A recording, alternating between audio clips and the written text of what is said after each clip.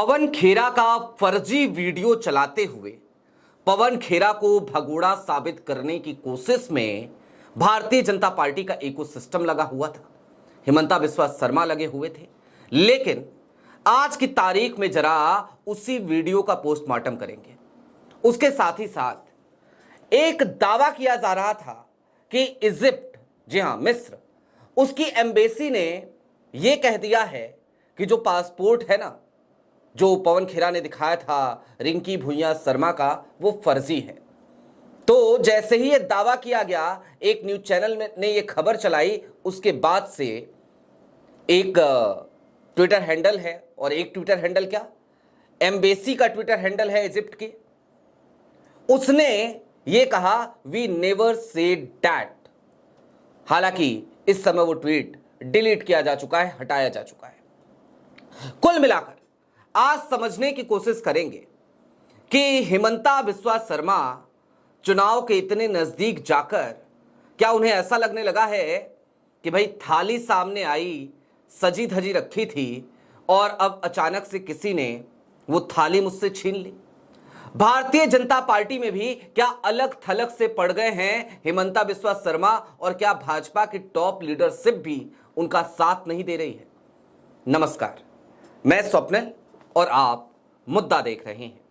दोस्तों आगे बढ़ें उससे पहले वही छोटी सी अपील। मुद्दा इन दिनों एक गंभीर आर्थिक संकट से जूझ रहा है। एक तरफ हमारे मेन बैंक अकाउंट बीते लंबे समय से फ्रीज चल रहे हैं, तो दूसरी तरफ हमारे 2.5 साल पुराने चैनल को हमसे लंबे समय तक छीन कर रखा गया था। ऐसे में डे टू डे ऑपरेशंस में मुद्दा को काफी मुश्किलों का सामना करना पड़ता है। लिहाजा आपसे गुजारिश है, यदि आप चाहें तो स्क्रीन पर दिख रहे क्यूआर कोड या फिर के नीचे दिख रहे यूपीआई नंबर्स के जरिए मुद्दा की छोटी छोटी मदद जरूर कीजिएगा, ताकि हमारी बेबाकी यूं ही बरकरार रहे। अब आगे बढ़ते हैं।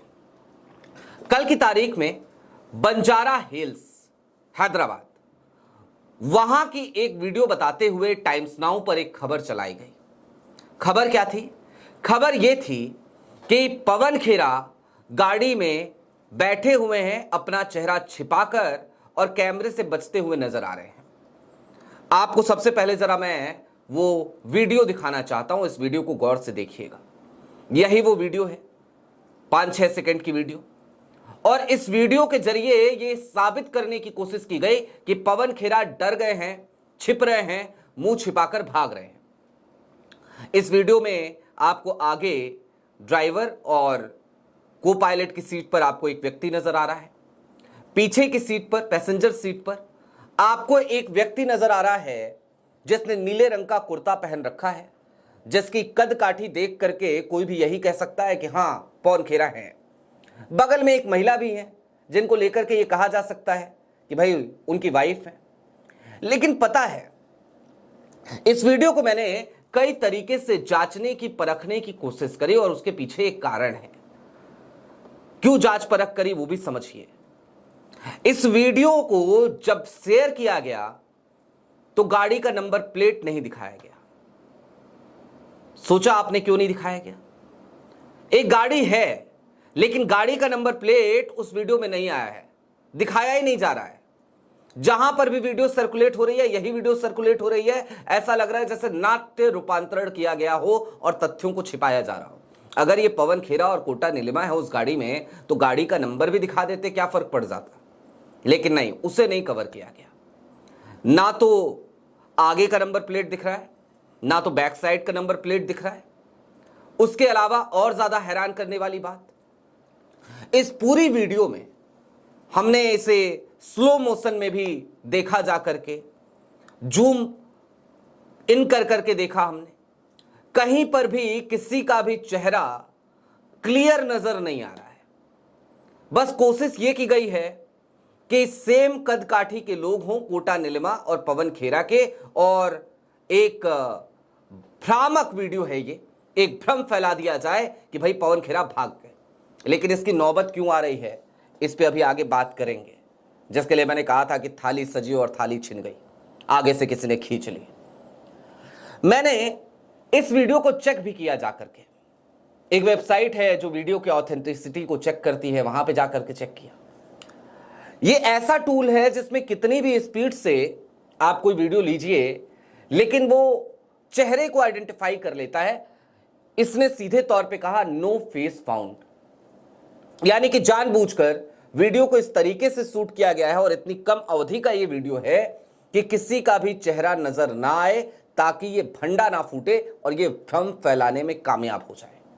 गोदी मीडिया लगातार ये भ्रम फैला ही रहा है। अब गोदी मीडिया के एक और भ्रम जो उसने फैलाया था, जरा उसको भी आपके सामने रख देते हैं। आपके स्क्रीन पर एक स्क्रीनशॉट है, गौर से देखिएगा, ट्विटर का ये। दरअसल इजिप्ट का भी पासपोर्ट दिखाया था। आरोप लगाया था पवन खेरा ने कि इजिप्ट की भी नागरिक हैं, इजिप्ट का भी पासपोर्ट रखती हैं हेमंता बिस्वा शर्मा की पत्नी रिंकी भुइयां शर्मा। और उसको लेकर के गोदी मीडिया ने ये खबरें चलानी शुरू की कि सोर्सेज ने कहा है कि इजिप्ट की एम्बेसी ये कह रही है कि ये पासपोर्ट फर्जी है। उसके बाद इजिप्ट की एम्बेसी का वो जवाब जो ऊपर आपने अभी देखा, उसने सीधे तौर पे लिखा वी नेवर सेड दैट। हालांकि अब जाकर के इजिप्ट की एम्बेसी पे आप ये जवाब खोजिएगा, आपको नहीं मिलेगा। क्यों नहीं मिलेगा उसका भी कारण जान लीजिए। और मैं इस बात की पुष्टि भी नहीं करता हूं, क्योंकि भाई ये मेरा स्क्रीनशॉट नहीं है, मुझे किसी ने भेजा है। लेकिन फिर भी क्यों नहीं मिलेगा, वो एक शक पैदा हो रहा है, एक शंका, एक संदेह पैदा हो रहा है, वो जरा समझ लीजिए। सच्चाई तो ये है कि आज की तारीख में बहुत सारे लोगों की चीजें डिलीट कराई जा रही हैं ट्विटर से।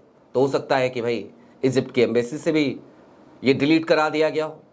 वैसे भी इजिप्ट की एम्बेसी के लोग अक्सर ही भारतीय जनता पार्टी के हेडक्वार्टर में नजर आते हैं।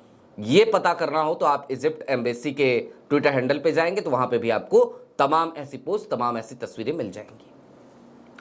अब ये सब कुछ किया क्यों जा रहा है, ये भ्रम फैलाने की स्थिति, ये झूठा प्रोपेगेंडा, ये क्यों हो रहा है?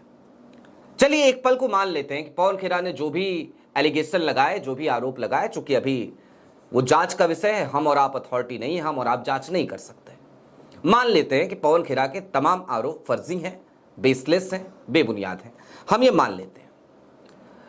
लेकिन असम में पवन खेरा के उस पीसी के बाद से लगातार हेमंता बिस्वा शर्मा बैकफुट पे जाते हुए नजर आ रहे हैं।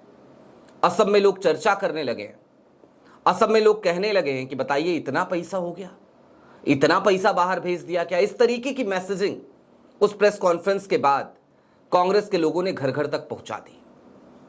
और ऐसे में हेमंता बिस्वा शर्मा की कुर्सी चूंकि हिलने लगी है, और यही एक बड़ा कारण है कि हेमंता बिस्वा शर्मा बौखलाए बौखलाए नजर आ रहे हैं। कुछ भी बोल रहे हैं, कुछ भी कर रहे हैं, किसी भी तरीके की हरकतें कर रहे हैं, वो सब कुछ आपको नजर आ रहा है। अब सवाल ये भी है कि भाई भारतीय जनता पार्टी की टॉप लीडरशिप क्या कर रही है? तो क्या आपने आज की तारीख में हेमंता बिस्वा शर्मा पे जब ये आरोप लगे हैं तो मोदी जी को इनके सपोर्ट में खड़े होते हुए देखा? अमित शाह साहब को देखा क्या? रविशंकर प्रसाद को देखा क्या?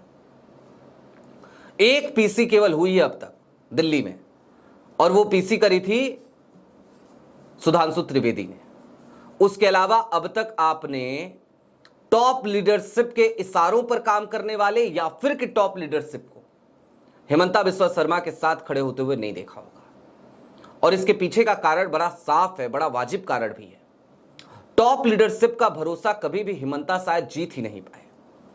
कांग्रेस से आए, असम में मुख्यमंत्री भी बन गए, अपनी उपयोगिता भी साबित करी, लेकिन उसके बाद इन्होंने आज की तारीख में किया ये, बीते कुछ सालों में, कि ये असम के भाजपा को पूरी तरीके से बदलते हुए नजर आए, उसके डीएनए को बदलते हुए नजर आए।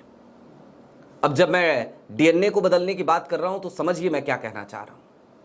ये अपने कांग्रेस के तमाम साथियों को जगह जगह पर असम में एडजस्ट करने में लगे रहे। कांग्रेस के तमाम साथियों को वहां से इंपोर्ट करते, अपने यहां एक्सपोर्ट कराते भाजपा में, और उनको अच्छी पोजीशन दिलवाते। यानी कि पूरी भाजपा का डीएनए, असम भाजपा का डीएनए, वो हेमंता बिस्वा शर्मा ने बदल करके रख दिया। और जब ये काम कर दिया, जब पूरी तरीके से पूरा डीएनए बदल दिया, तो असम में असंतोष की भावना है भारतीय जनता पार्टी के लोगों में।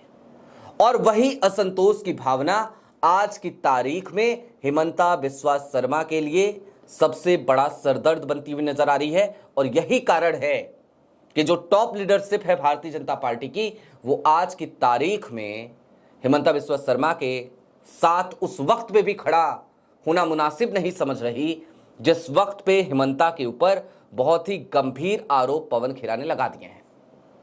हालांकि इलेक्शन कमीशन साथ खड़ा है, क्योंकि इलेक्शन कमीशन की पुलिस साथ खड़ी है, दिल्ली तक आ गई थी। अब पवन खेरा कहां है? कल तक ये दावा कांग्रेस कर रही थी कि वो असम में है। अब कुछ लोग कहने लगे हैं कि भाई देखिए, जो उनकी वाइफ हैं कोटा नीलिमा, उनके घर के बाहर तेलंगाना की पुलिस बंजारा हिल्स में, चूंकि घर है कोटा नीलिमा का, कांग्रेस की नेत्री हैं, प्रत्याशी भी रही पिछले तेलंगाना चुनाव में विधानसभा की, तो लोग ये कह रहे हैं कि भाई पवन खेरा की पत्नी के घर के बाहर यानी कोटा नीलिमा के घर के बाहर भारी तादाद में पुलिस बल तैनात है, यानी कि पवन खेरा वहीं पर है, उनको बचाने के लिए रेवंत रेड्डी ने पुलिस लगाई है। जी नहीं, क्या यह नहीं हो सकता कि आज की तारीख में जो पुलिस दिल्ली आकर के इस तरीके से उधम मचाती है, वो पुलिस जब हैदराबाद जाए तो कोटा नीलिमा को भी उसी तरीके से परेशान करे? दिल्ली में तो पता था ना कि पवन खेरा वहां पर नहीं है, उसके बावजूद उनके पड़ोसियों तक को परेशान किया गया। 2 साल का एक बच्चा उनके पड़ोस में, उसको परेशानी का सामना करना पड़ा। वो पिता अपनी तकलीफ बता रहा है, लगातार कैमरों पर कह रहा है कि उनके स्टाफ के साथ बदसलूकी की गई, फोन तक फेंक दिया गया, तोड़ दिया गया, पटक दिया गया। तो अगर यही पुलिस तेलंगाना जाएगी यानी हैदराबाद जाएगी, तो वहां पर तो फिर उनकी धर्मपत्नी रहती हैं पवन खेरा की, कोटा नीलिमा, उनको किस तरीके से परेशान करेगी आप सोच सकते हैं। कोई सीमा थोड़ी है। लिहाजा तेलंगाना की पुलिस हो सकता है इस प्रिकॉशन की वजह से वहां पर हो। अब दोस्तों, मैं एक तरफा बात नहीं करना चाहता और मैं करता भी नहीं हूं। मैं खुल करके एक बात यहां पर लेकिन चलते चलते कह देना चाहता हूं। वो जो वीडियो थी, जिस वीडियो को आधार बनाकर खबरें चलाई गई, जिस वीडियो को शिवम त्यागी और शहजाद पूनावाला जैसे लोग लगातार शेयर कर रहे हैं, पवन खेरा को भगोड़ा बता रहे हैं, कोई भी अगर अक्ल वाला आदमी होगा, जिसका दिमाग थोड़ा जिंदा होगा, तो उस वीडियो का पोस्टमार्टम शायद उसी तरीके से करेगा जिस तरीके से मैंने करने की कोशिश करी। और जब करेगा तो उसको समझ में आएगा कि भाई ये जो डिटेल्स छिपाई जा रही हैं इस पूरी वीडियो में, उसके पीछे का कारण क्या है। और जब उसके पीछे का कारण वो खंगालेगा तो कारण फिर मुझे तो एक ही नजर आता है कि भ्रम की स्थिति पैदा करनी थी, लिहाजा एक नाट्य रूपांतरण था वो, इससे ज्यादा कुछ नहीं। क्योंकि अगर पवन खेरा ही है उस गाड़ी में तो उस गाड़ी को फॉलो करना चाहिए था जो लोग वीडियो बना रहे थे। अगर पवन खेरा ही है तो उस गाड़ी का नंबर प्लेट जो है वो भी उस वीडियो में आना चाहिए था, उससे भी क्रॉस चेक किया जा सकता था। आपकी क्या राय है वो हमें कमेंट बॉक्स में जरूर बताइएगा। अभी के लिए दीजिए इजाजत। चलते चलते फिर वही अपील, चैनल पर नए हों तो सब्सक्राइब करते हुए जाइएगा, सक्षम हो तो मुद्दा की छोटी छोटी मदद उस दौर में जरूर कीजिएगा जिस वक्त पे मुद्दा एक गंभीर आर्थिक समस्या से जूझ रहा है। बहुत शुक्रिया।